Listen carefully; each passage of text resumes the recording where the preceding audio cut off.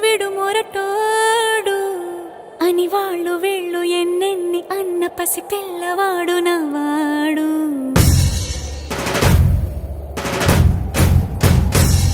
విడు ముండోడు అని ఊరు వాడ అనుకున్న గాని మహారాజు నాకు నవాడు.